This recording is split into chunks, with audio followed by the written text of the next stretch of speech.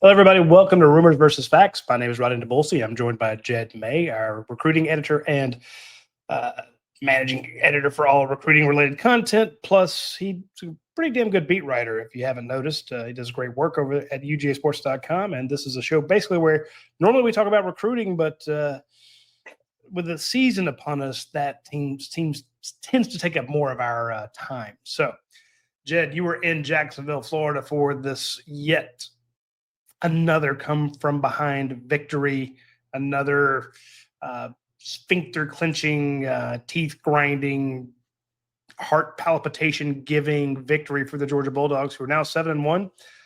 4 games left, three of which look to be real pains in the ass. Kind of give me your thoughts overall on this Florida game and what you took away from it when you left Jacksonville. Yeah, it's the hard to kill, it's resiliency, it's all this stuff that Kirby Smart and them have been saying. And I'll hand up, I thought when Florida was driving there in the fourth quarter, I was like, okay, I know I've thought Georgia was screwed before, but they're really screwed this time because Florida was, they were up 3 and they were running the ball pretty effectively. So the way that drive was shaping up, you were thinking, okay, Florida's going to score with say 4 or 5 minutes left and Georgia will be down 10. And this doesn't look like an offense that is going to be able to produce 10 points in that short of a time against a good defense. And out of nowhere, the defense materializes stops on like a 3rd and 2 and a fourth and 1, and then they try downfield, score, get a 4 and out, and run the clock out. And all of a sudden, you're going to interviews, and you're like, well, 20 minutes ago, I thought I'd be writing stories about a loss, and now here we are writing about a win again. So this team proves once again that they can win in a lot of different ways. And this was one where I think both sides of the ball left some plays on the field. The offense, Kirby Smart mentioned it the other day, basically gave away 3 drives, 2 with holding penalties and 1 with a bad snap on first down. Defense, I thought the defense mostly played pretty well. Obviously gave up a couple chunk plays. They had the quarterback draw on 2nd and 20, which was just dumb. But other than that, I thought the defense played pretty well, especially with KJ Bolden missing half the game, and the offense continues to do whatever it needs to do to win. And this is a team that was giving up 19.6 points per game. The Georgia defense, they gave up 20, so right on average. Thank goodness Florida's god awful at third downs. Just some questionable calls there. But you're right. This game was a lot tighter because Georgia plays so weird in Jacksonville. We talked about this last week, how things don't go to plan in Jacksonville. Stuff that you don't see happen anywhere else. When's the last time you saw a holding call on Dylan Bell? When's the last time you saw a bad snap? Just Oscar Delp holding far behind where a play actually happened. It's just weird. A shanked punt. Yeah, that was the weird one. That was where it was, because they came out and I kind of thought, yeah, Florida will get a bump from having an interim coach, like that happens. But I also kind of thought if Georgia jumps on them quick, then you could cruise, not necessarily cruise, but that bump is mitigated. And Georgia comes out, they blow down the field and score. They get I don't think it was a 3 and out, but stop Florida pretty quick. And you're thinking, okay, Georgia goes down and scores again. It's 14-0 late in the first quarter, and then you go from there, and then they go 3 and out like that. I don't remember exactly, but that second offensive drive just like totally sucked. And then Thorson hits.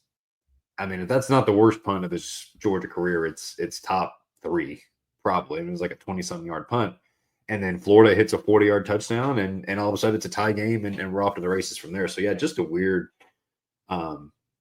But again, like that game, like with some of the ones Georgia's played this year, that's probably not even top 2 weirdest game Georgia's played this year. No, but that's a pretty high bar for what this team has put out there so far. A lot of that stuff, as I say, was an anomaly. But then the touchdown pass that Florida had behind the entire defense, and guys in the secondary pointing to each other saying, "No, you had him. No, you had him." And then there was the catch. Not a catch play, at the end there for Florida where the ball hits the ground, but it also looks like it hits his forearms. And I am one to say it looked like it hit the forearm and the ground. The ball is an odd shape. If the edges of the ball hit you on the forearm, it can also hit the ground at the same time. And the people that with the best angles looked at it and said, yeah, it hit the ground. The point being, another guy behind the defense. Zion Branch comes in. He makes a few mistakes, but it shows why you need KJ Bolden out there. You're already down. You're starting safety in Kyron Jones. Then you're down to Ja'Cory Thomas, and then you lose KJ Bolden. So you're on your third or fourth string safety to begin with, and then you lose your first string guy. So thank goodness Florida's just did not.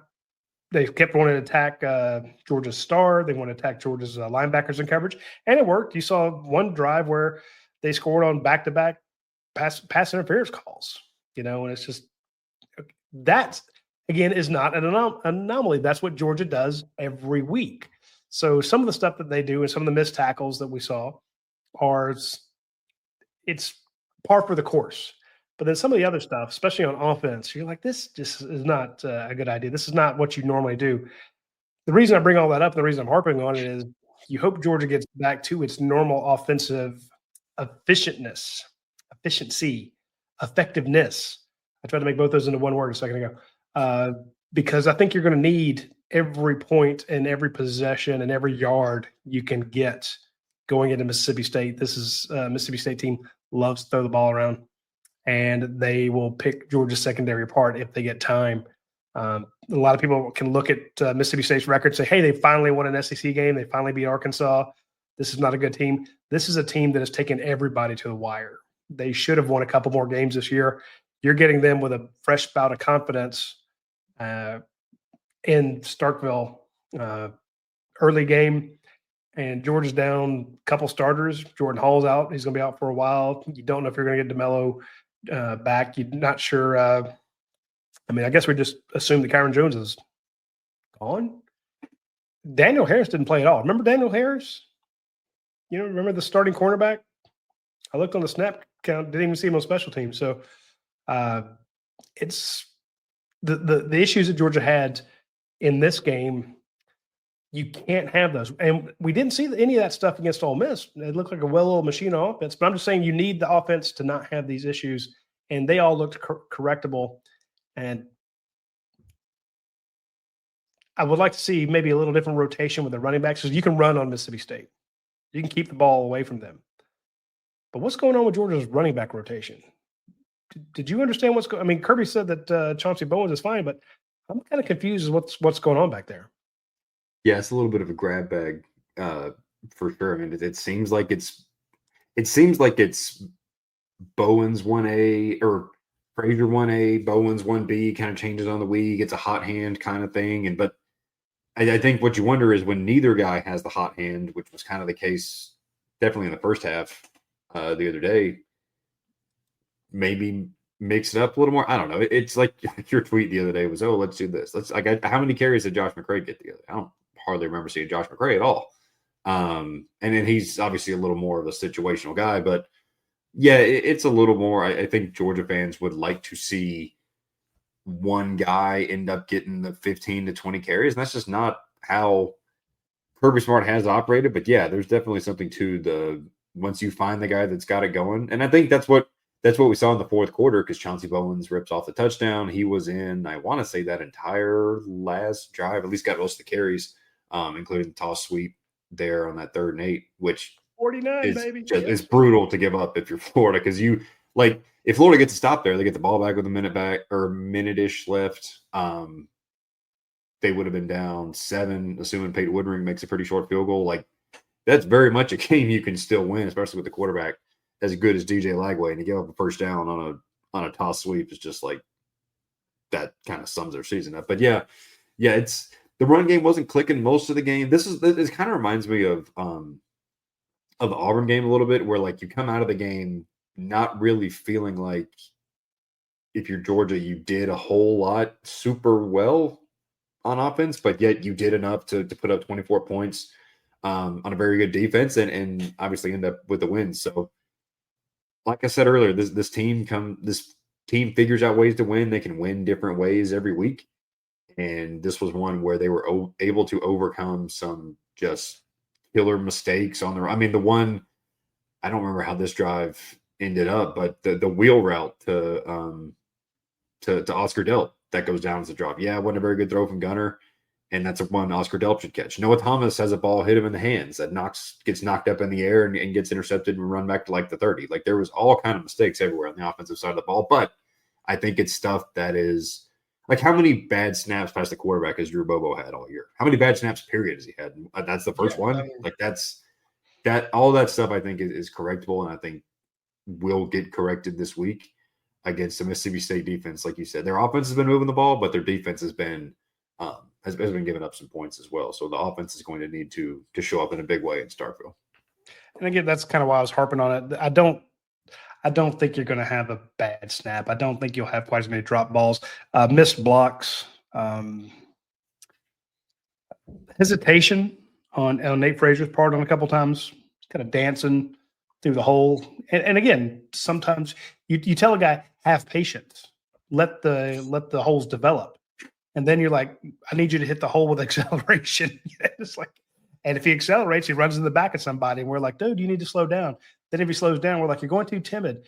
It's the same with the running back rotation. We're like, oh, well, let's figure out who the top guy is and give him most of the snaps. Let's give Chauncey Bowens 25 carries. What's the first question here? Why aren't we using Peanut more? Where's Rod Robinson? So we're always looking at the minute they stick with one guy, we're asking, where's everybody else? And the minute they spread it around, we tell them, hey, can you guys condense it down? The reason I was curious about it was because with the first series, you talk about how Georgia just zips down the field and scores. I mean, those are a very good series there. Second play of the game, you had Peanut in there. Yeah, it was early. It was very early. Second or third, and he runs between the tackles. Not exactly where I think of him going, but maybe they've been scouting you. They see that you put in number 20. They're like, okay, well, this is a pitch. This is going to the edge. And all of a sudden those guys widen out and it softens up the middle and you attack it there. Then you mentioned McCray.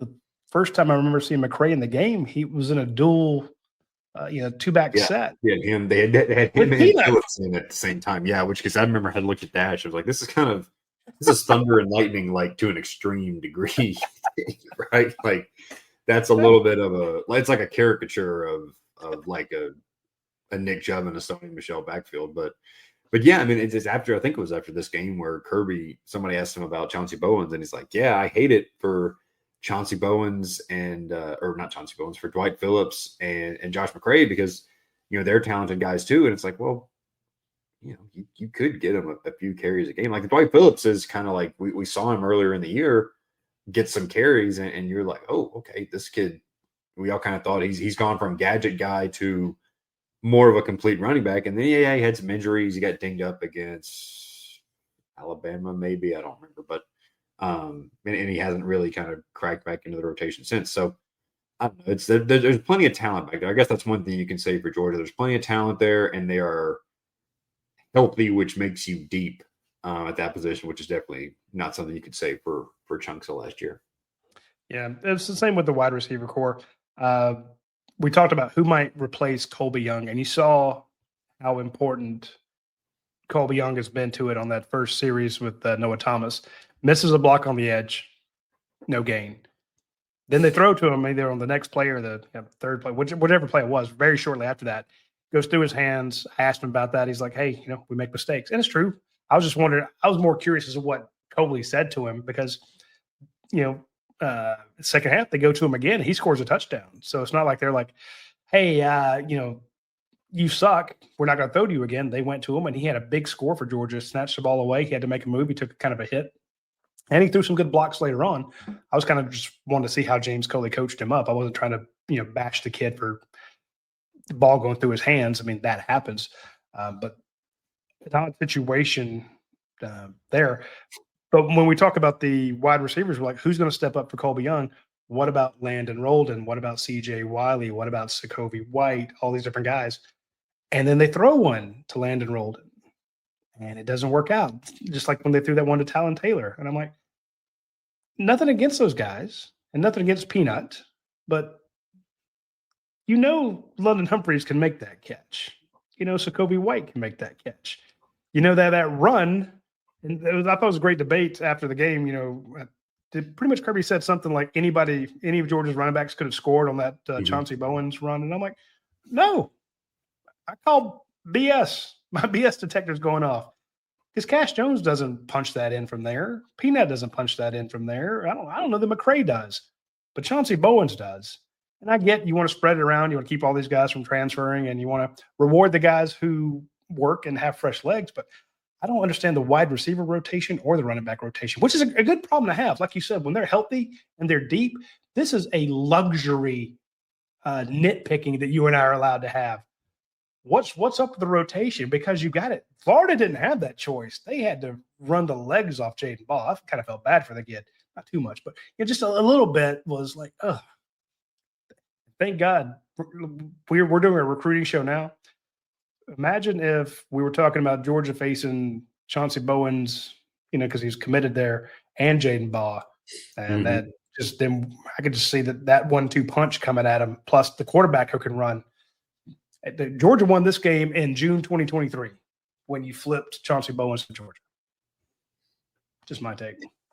Yeah, it was that's huge. And like Kirby said after the game, Georgia had to give Chauncey Bowens, or Florida had to give Jaden Ball so many carries because he's their guy. Like he's about they had two receivers out in Vernell Brown and Aiden Mizell, and Eugene Wilson had a ridiculous game, destroyed Georgia, especially in the first half.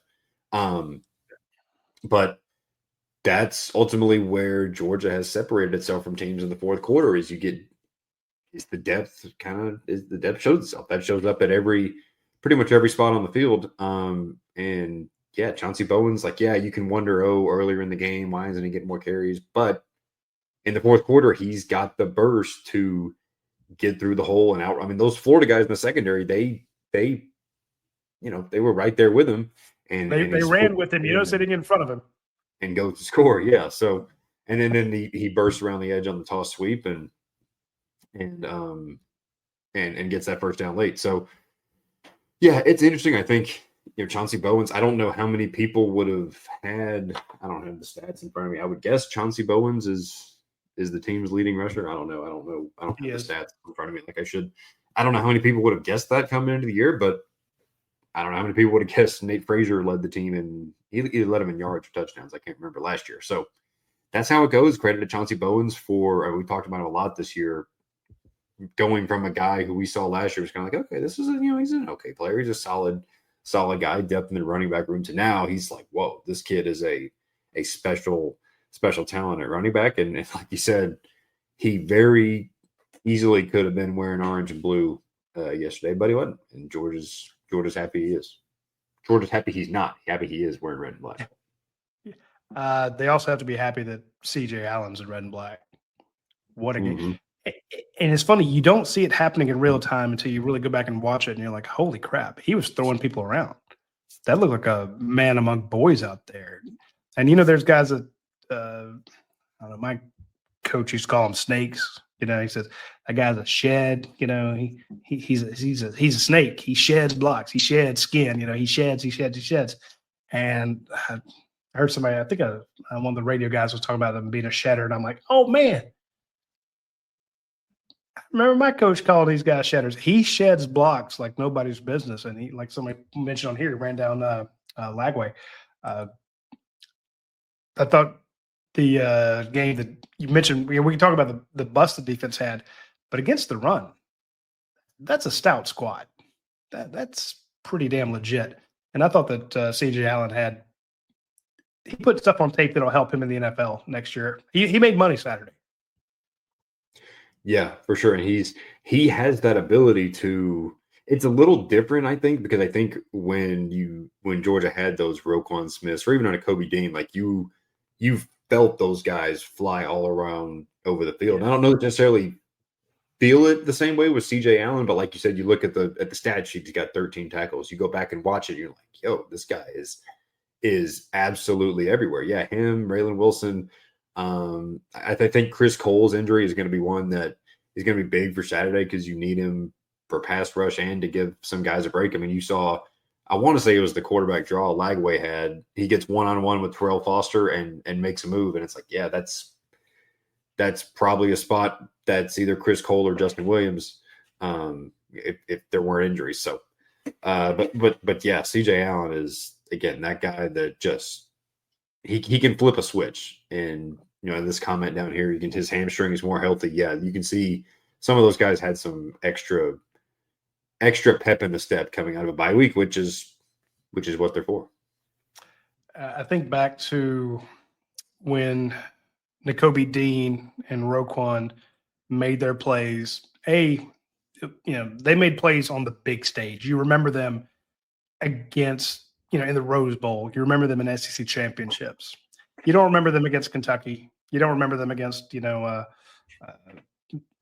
Mississippi State, maybe against Georgia Tech.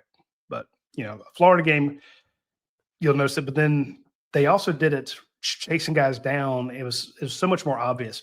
That's what we think about a quarterback when he has a 7-step drop, 8-step drop, and it's a show pass, and he sits back there and looks around, then fires the ball down the field. We go, wow, what an arm. Well, the guy that's doing that in a collapsing pocket and fires it out of there, it just doesn't look the same. Or he rolls out, same throw, same route, but it just doesn't look as prototypical quarterbackish. We're like, oh, well, he's elusive. It's kind of the same with C.J. Allen. He's doing so much of this stuff in traffic. These are dirty tackles. These are up around the line of scrimmage. 4 or 5 people are getting off the ball. He's at the bottom of the pile. You don't see him running a guy down, on a basically, let's say, toss sweep. Roquan made plays out there. It was just one-on-one, and so much more obvious. CJ's doing it dirty, man. He's doing it. He's doing hard work. I can't imagine the dents and dings in his chest plate. And they know it. They know who's coming, and everybody wants to be the guy to kind of stop him. And they line up to try to take him on one-on-one because if you can block CJ Allen, you can play in the league because his ass is going. So he gets everybody's best shot, and they signal him out with the protections every time. So I'm just saying I like what he's doing. I want to switch gears while we're talking on defense. I thought I felt bad for Raylan Wilson getting that pass interference call. He also had a big game. You saw number 5 everywhere as well. And Justin Williams was great in coverage. I hate that Chris Cole's kind of banged up. Hopefully they get him back. But my fear again against Mississippi State is his secondary. Thank goodness KJ Bolden's moronic play. You don't hit a guy like that. He knows better. He doesn't do it. Again, one of the anomalies of the Georgia-Florida game, one of your starters dropping his head like that. He hasn't done. Has he ever been tossed for targeting? I don't think so. Not that I can recall. Only a sophomore. It doesn't get too many guys tossed for targeting. It doesn't. Yeah. They either coach it well or luck or whatever it is. They haven't had too many guys tossed for targeting. It feels like to me. Right. So it happens very rarely, but again, it happens in this Florida game. So I'm worried about Levy's team just throwing it all over the place. This is a concern, and I'm thinking that maybe we need to see, as much as I'm harping on C.J. Allen and Raylan Wilson, I'm thinking this might be Justin Williams' time to shine. This game coming up. Yeah, I was looking at the stats earlier. They've thrown for at least 280 yards in 3 games in a row. They put up a bunch of points. They put a bunch of points on Texas, which, they put up a bunch of points on Arkansas. Arkansas is having a down year. They fired their coach, whatever. Texas has got dudes on defense. I forget a game they played before that, but yeah, Blake Shapen is having a great past month. For whatever, you look at the stats, and the first month it's mid 100, 170, 180 passing yards a game. The last 3 games has all clicked all of a sudden for them. So, KJ Bolden being back, not being out, whatever is big, but you've still got Ja'Cory Thomas at safety, who's guy that wasn't a starter, and a guy who's not the strongest guy in coverage. You've got Janelle Aguero, who's not the strongest guy in coverage, and then neither of your wide 2 corners with Ellis Robinson and Dalen Everett, who, this is where your depth and rotations help, because Ellis Robinson has gotten a lot of playing time, but also if one of those guys goes down, then what? I think this could have been, and I don't know, I'm not a defensive genius or whatever, but remember a couple years ago we saw Kamari Lassiter play star essentially, and you had 3 corners on the field. This could have been a game where you would have saw something like that, just with how much they like to throw it. And Kirby was hyping up Anthony Evans and Brandon Thompson today, and Mississippi Yeah, State's got some weapons, and this could have been a game where you see that. But if DeMelo Jones is out, that obviously it's weird. I guess that being an elbow injury is good because his legs are fine. You know, he can still run, and it's just a matter of will he be able to tackle. So that's, and Kirby just said today, it's not as bad as they thought it was, but yeah, that's the weakness of the defense. I think the book's out at this point. We're 2/3 of the way through the regular season, and Georgia's secondary is one that is prone. Like the two explosives Florida hit in the first half, KJ Bolden was in the game for those. Like you can't blame that as on him being out. So they've been susceptible, and they're going to have to keep it. That's where you look back at Ole Miss and people are like, why are they playing so far off? Why are they bailing at the snap? And it's because you want to limit those big plays. And I wonder if we see more of that against Mississippi State of we're going to make them drive it 12, 14, 16 plays and not give up any big chunks in the passing game. And if you're Georgia, hope we get a tip at the line of scrimmage like we saw at the end of Ole Miss, get a sack, get a penalty, and kill those drives. But yeah, it's going to be interesting to see. Secondary hadn't played great all year, and the injuries, they're not helping anything either. Yeah. The only objective sportsman says, as much as Texas defense is hyped, we have a better total defense running them than them and giving up less yards a game. True. I was asked this about why did I rank Florida's defense ahead of Georgia's defense. Somebody pointed out that like points per game and yards per game, Georgia was slightly better. I mean, it was fractionally better, but I'm like, which defense are you comfortable with? Because I ranked Florida's defense better because you saw and granted, Georgia shot itself in the foot, but those guys tackle really well. They were covering pretty good. It's pretty good against the run. That was the strength of their team.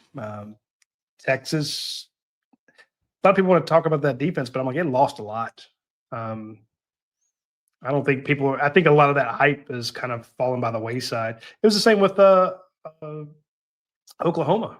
Everybody's talking about that great defense. And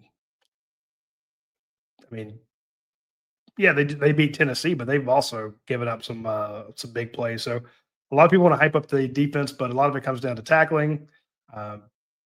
It's not always points per game. It's, what are you susceptible to? How many big plays have you given up? So speaking of big plays, something I'll probably put in my column this week. Georgia doesn't have a lot of explosives. Georgia's the only team without a play from scrimmage that's gone over 50 yards. Everybody else has one. They're tied for last with plays over 40 yards. They're like 11th for plays over 30 and like 9th, I think, for plays over 10 yards and plays over 20 yards. Not a lot of explosive plays. It's not, I mean, compared to the other teams. Now, granted, you've played some pretty good squads, but I think this game you might need those explosives this week. So where do they get them? And they took a shot to Landon Olden, like you mentioned earlier. I think Noah Thomas has proven he could be a deep ball threat, but I think the sweet spot for this Georgia offense is those plays between like 10 and 30, like that range there. Because we saw some chunk plays, like, yeah, they might not be classified as explosives, but that first drive, like Gunner had 4 completions for I think 54 yards. I want to say, like, they got some solid chunks, and that's where I think those are big plays for this offense, I guess is what I'm trying to say. Like that's what they're trying to create off the play action and stuff like that. But if you can get a 15-yard gain off of one of these quick screens out to Zach Branch, that's a good chunk of yardage while also with essentially 0 risk of a turnover. So I think that's where the explosive plays kind of lie for this offense. But yeah, you're going to need it could go one of two ways. If you try to get explosives and match Mississippi State score for score, or you try to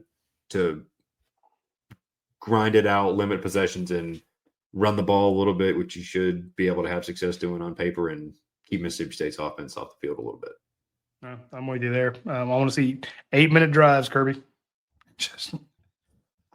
But at the same time, for those drives to work, you do have to have the explosives. That's the only reason I bring it up. The only reason I add it is, 3 yards in a cloud of dust sounds great, but if you have to, like you said, you have to hit on every one of them. But at some point, you want to have that. And I just think that Georgia's due some bigger plays. You have too many guys over there. And that's why I ask, where do they come from? You got to think tossing one to Dylan Bell. He's going to house one. There's going to be a 70-yarder out there. There's a Zach Branch is so hard to tackle. They get him the ball behind the line of scrimmage, and you've seen some this past week. They threw to him a bunch of screens, and there was no support out there for him. And I'm fine with him being one-on-one with a guy because I'm like, that's a win for Georgia.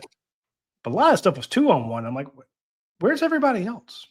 So – but I think they're due. I think you might see Nate Frazier take one the distance or Chauncey Bowens. It's was it Mississippi State that on the first play of the game they ran a flea flicker some years ago? Mm-hmm. Yeah, 2017. Dan Mullen. From the Terry Godwin, I want to say, I think. Something like that, yeah. Hey, make it a tradition. Bring back a classic. We've seen him run it once this year, so it just does feel like, as some of the folks in the comment section here pointed out, Georgia's just barely. There's small issues, yeah. That's our issues. Some minor mistakes they have to clean up. I don't think we've seen this team hit on all cylinders yet. I mean, you've won 5 games that you've trailed in the fourth quarter, or at least second half. So I'm not saying that I will say you probably need it for this game. A lot of people say you need it for Texas. I'm saying that this Mississippi State squad is really good, and don't Florida this Mississippi State team. play it like you did Ole Miss. Look across the way and know that this team's really good, and fix the things that you need to. Don't look ahead to Texas. Fix what you need to this week, and don't say, "Oh, well, we got plenty of time before Texas." Because if not, you'll be the entire story nationally will be Georgia went into Starkville as the number 5 team in the nation and lost. And this is an offense that, like, we kind of saw this happen to Georgia with Auburn a little bit. Like, once they start rolling, like, it can get going downhill on you in a hurry. Like, yeah, everybody remembers the fumble that changed the game, whatever. But like, Auburn was this far away from being up 17-0 at halftime and having played very well on offense throughout the entire first half. So, and that it felt like watching that first half that Georgia's defense could really do no right. Auburn's offense could do no wrong. They were getting chunk plays left and right. So this is a Mississippi State team that can get momentum going in a similar way if you're careful. So yeah, you're going to have to get pressure on the quarterback somehow. You're going to have to play solid coverage, and I'd set the line at pass interference penalties at probably 2.5. Just as much as they're going to throw the ball, as much as they're going to test the secondary, they're going to happen.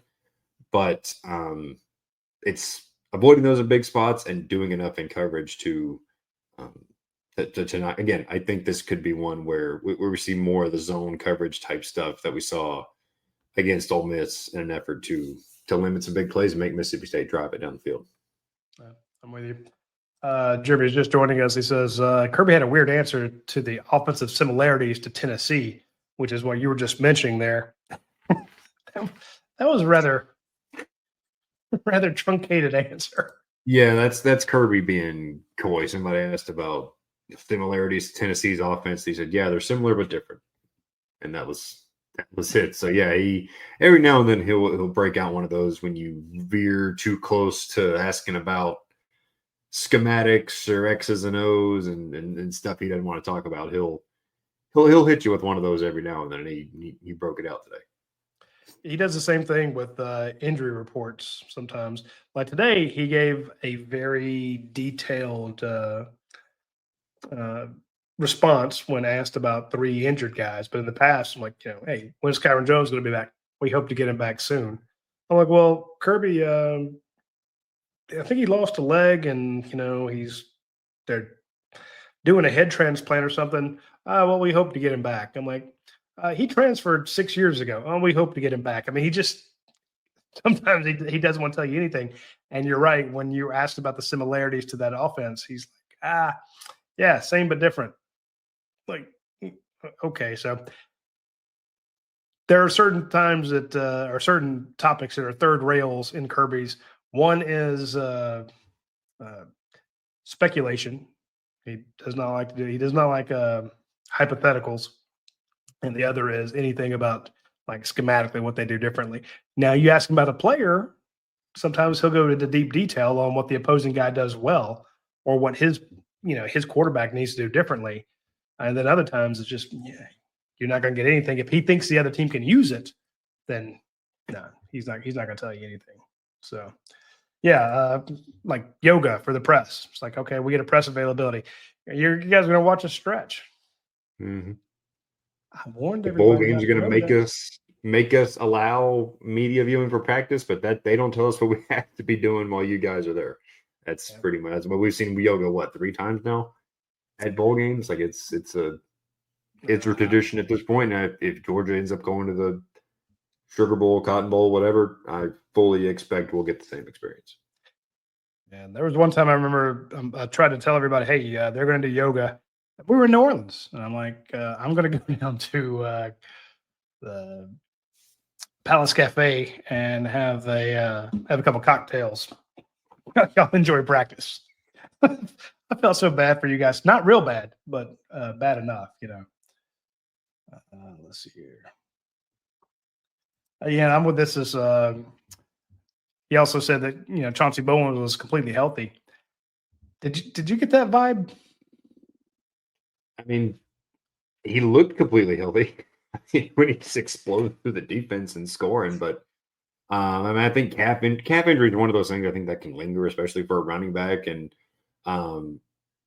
Kirby said after the game too, he thought the turf was a little spongy, nothing crazy, but you wonder if that played into it a little bit. And I think they know Georgia's got. Yeah, I mean, this is the toughest stretch of the year, probably, right? You've got an always tough game at Florida. You got a road game, Mississippi State, who's good. Texas at home, obviously.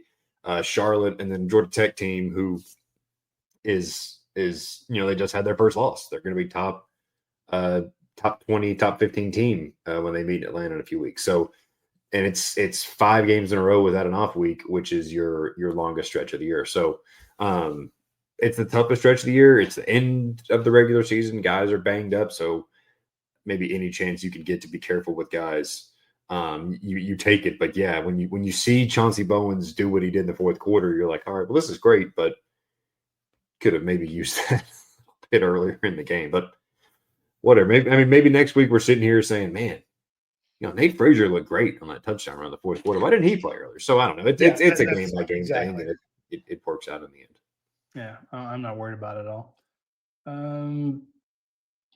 Yeah, that's a good point here. That Georgia actually played pretty well considering the Florida's first 2 possessions were about the 30-yard line. Yeah, did you notice how many times Georgia was in 3rd and long? Yeah, their first few drives, they were in their first 2 plays of each drive, produced nothing. Now the first drive they converted a third, I want to say 3rd and 7 maybe, and went on to score from there. But yeah, those first few drives, the beginning of the drives did pretty much nothing. And even that, I want to say the last or the go-ahead touchdown drive, they did nothing after they got the ball back and had a 3rd and 8, and they converted it, which is great. But like Kirby Smart talks so much about winning 1st and 2nd down on defense, they did not win 1st and 2nd down very well on offense the other day, for sure. I hope that we don't see any situations where the middle of the field is devoid of linebackers like we saw when Georgia went to the dime package against Florida. Like, yeah, that was. Shouldn't you have an inside linebacker out there? Oh no, don't worry about it. Just let Lagway run for 26 yards. Maybe next time if you're going to do that, run a twist. Take away the rush lanes. I get it. Who's going to be the new head coach at Auburn?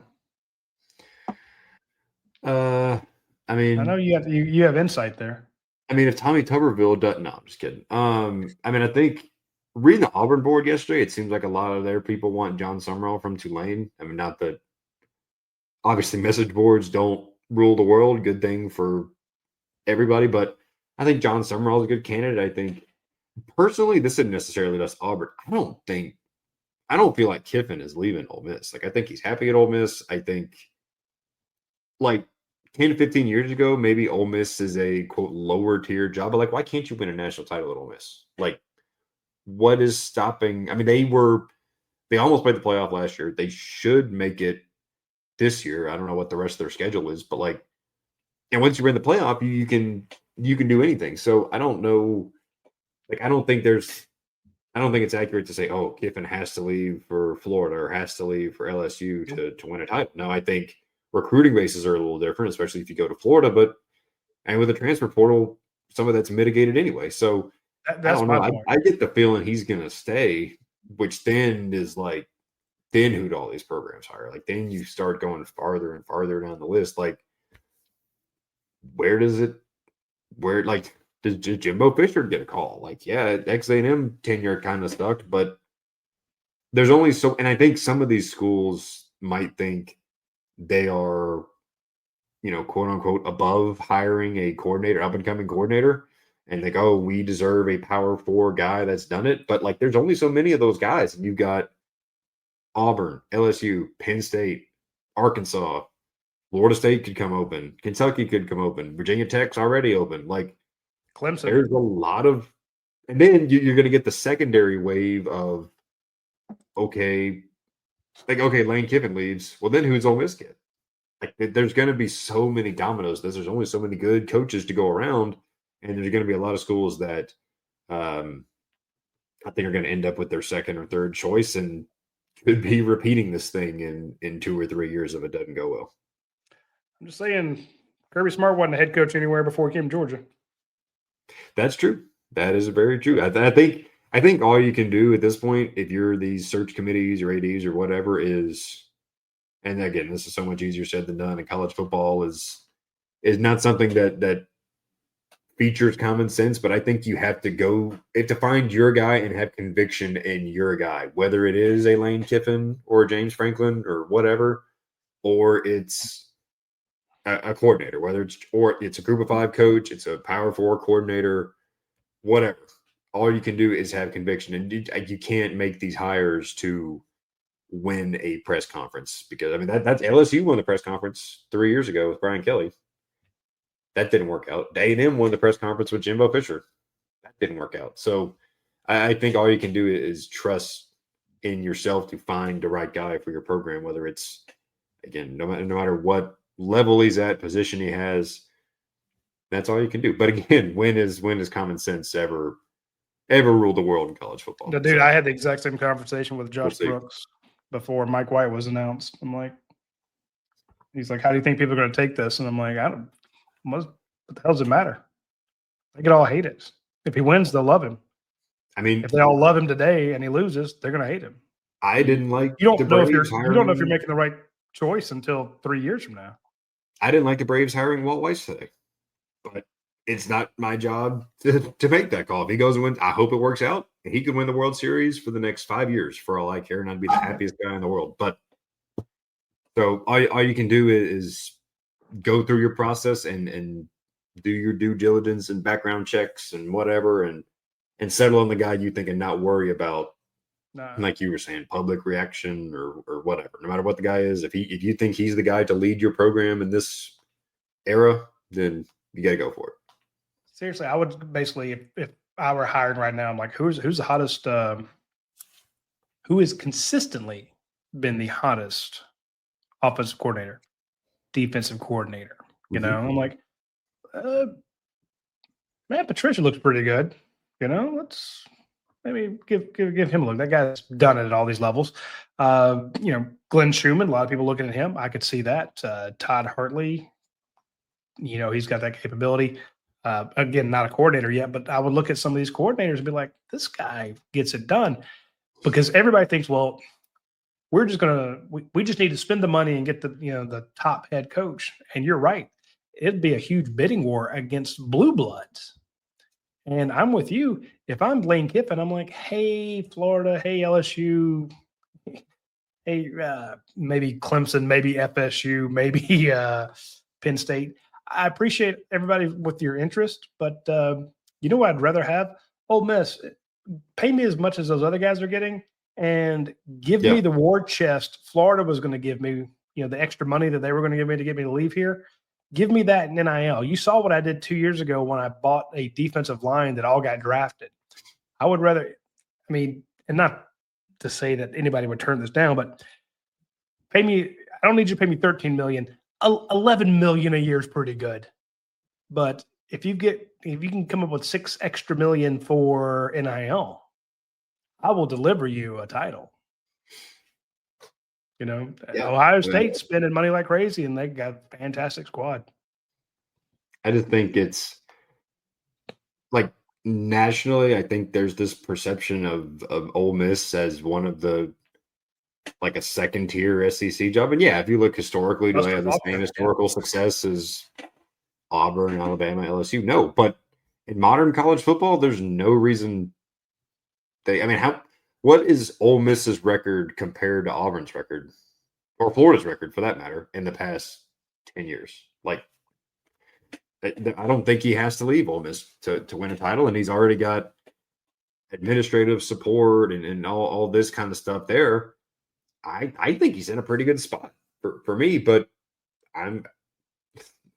schools can make very lucrative offers to people too. Like I know that, so we'll see. But he's talked about so much that it's almost kind of like I don't think he needs to leave and start over. He's gotten Ole Miss to a spot where they're knocking on the door, and they're a school that's in all these portal recruitments and high school recruitments and 5 stars, and I think you can win at Ole Miss, but we'll see.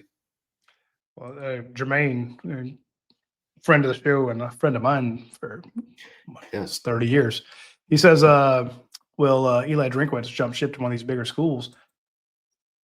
If you are Florida, you think that, dude, if we're Florida or we're Auburn, if we call Eli, he's going to come running because he needs to, we're a blue blood. Debatable, but you have had a lot of success. But I think you can win there. You saw what they did with just a little bit of NIL, and the Williams Dwannery, the wide receiver that was such a big deal. Luther Burden. And he's like, look, here's proof of concept. We can keep the best players in the state and we can go get a bunch of others. And you're seeing teams lock down their coaches. So I'm with you. Yeah, I'd love to get, if I'm at Auburn, you can get Eli to come in there. You could get a Buster Faulkner. Sure. But at the same time, you better think more about what you're going to do in your NIL deals, your payroll than your head coach, because any head coach, and this is the same thing when people would argue about Monken versus Bobo. I'm like, they're both good. Kirby wanted both of them. He went to hire Mike. Mike had just gotten a job in South Carolina, so he wound up with Todd Monken. They won 2 titles. When Todd Monken left, he's like, Kirby, you need to bring on Mike. I work with him all day, every day. He's fantastic. Kirby's like, well, that's the guy I wanted. He gets him. They go undefeated the next year, but you just don't have the same talent. Give a team like Georgia the talent you had in 2022. Jed could call that offense or defense and win games. I mean, I make light of it, but my point is the players matter more right now than the coaches. And now it's much more even. You can get them all to come to Missouri. You can get them all to come to Indiana. You can get them all to come to, if UCLA all of a sudden infused it, it's like Oregon, Washington State, wherever. Hell, you can get them to go to play in freezing ass cold Michigan. Granted, a blue blood. I'm kind of crapping, but my point is, everybody's caught up in getting a new coach, and I'm like, get new players. You really want to see a turnaround? Go to the portal. You got 10 days coming up. Win the portal instead of the press conference, and whoever you hire is going to look like a damn genius. So that's just my take on that.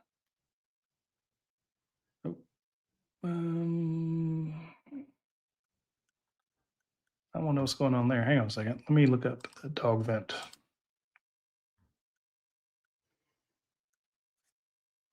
I was worried some news was breaking there. I need to. Oh, okay. Um, our guy Randy says that Please said that coaching is more important now than ever because it's compressed player timeline due to the portal. Yeah, got to get them, got to coach them up. Yeah, and coaches have to be better than they ever have been before because there's so much parity. That's what I'm just saying is you really want to, if you want to adjust the parity, buy the best players. Makes it a lot easier. This is what threw me off. It's like somebody Fran Tarkenton. I don't know what's going on there. Yeah, I just looked up his Twitter and he said, I can debunk one rumor. I'm in fact not dead. Oh, Okay. per Fran Tarkenton's not dead. Okay. Good. that rumor's popped up like 3 different times. So thanks, Fran the man. I just don't worry about him. Stuff like that kind of scares the crap out of me when I see something. We're in the news business. Sometimes a tip like that turns out to be very, very true. So, all right, Jed, I'm gonna call the show here. I want to go just about 30 minutes, and we've gone 50. So, uh, one quick question: with all these coaching changes, um, most recently being the Auburn one, what does that do for Georgia's recruiting class? Who over there would the Bulldogs like to get back? Yeah, I mean, I think for Auburn, the obvious one is Shadarius Tootle, the linebacker who was committed to Auburn, then flipped to Georgia, then flipped back to Auburn. Auburn staff's been in communication with him. Yeah, he says he's locked in. I think he's got a brother that either is on the team or committed, so that's obviously a factor too. So I don't know. I mean, to be honest, I don't know that you flip back to Auburn because of their winning program, right? So, we'll see what happens there. But yeah, Georgia didn't have a ton of spots left, but I think so many of these changes are going to happen, and it's all like signing day is the week between the SEC or the last week of the regular season and conference championship games. Changes are going to be happening. Then it's going to be coaches being hired from teams that make the playoff into January. Like, I don't know how all this is going to work. And then I think you're going to end up with guys who either like sign their national letters of intent and then get released from them because of a coaching change, or guys who go to schools and then are there for the spring semester and then transfer out just because of how the calendar works. Like, if Lane Kiffin takes Ole Miss to the national championship game and then takes the job at Florida, he's not getting to Florida till February. I mean, they're till almost, I mean, it doesn't really make a whole lot of sense with where the high school signing day is, where the portal windows are. So I don't know how all of it's going to work, but yeah, it's going to be something where I think this class is going to go beyond signing day just because there's going to be so much coaching movement after these kids will have signed these letters of intent and, signed financial aid agreements, whatever all that stuff is.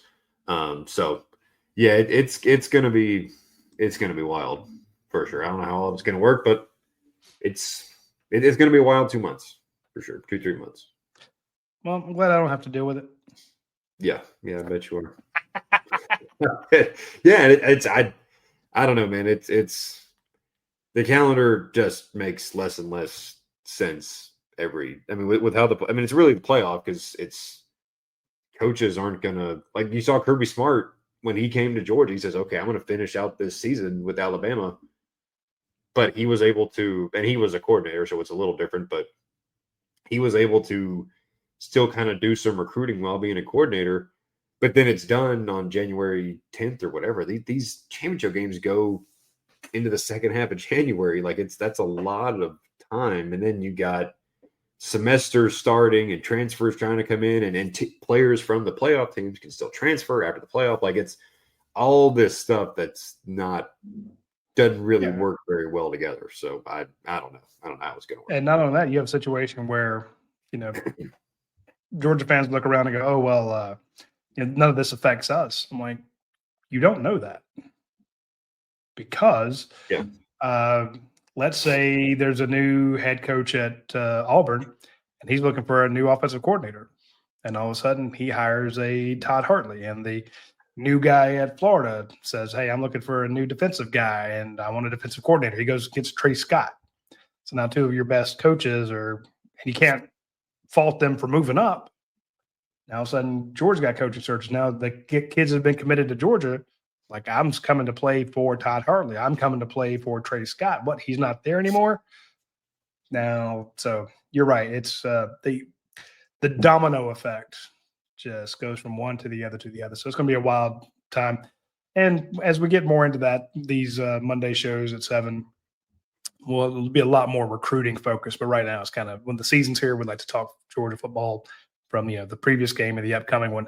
So join us again next Monday at 7. We'll be talking about hopefully a Georgia win at Mississippi State or why they lost, one way or the other. And then we'll be previewing the Texas game. So do not miss next week at 7 o'clock. And thanks to all the people who joined us for the Georgia watch-along show this past Saturday. I know that a lot of people couldn't find the game because they are on YouTube TV. So they came and joined us to kind of hear us talk about it. We had 250,000 people join us. I'm glad I didn't know that in real time. It's a lot easier thinking we're talking like 5,000 or 50,000 people, but you start talking 250,000 and I would start squeaking out of fear, out of nervousness. So shout out to everybody who joined us. For Jed May, I'm Ryan DeBulsey. We will see you folks next week. Y'all take care.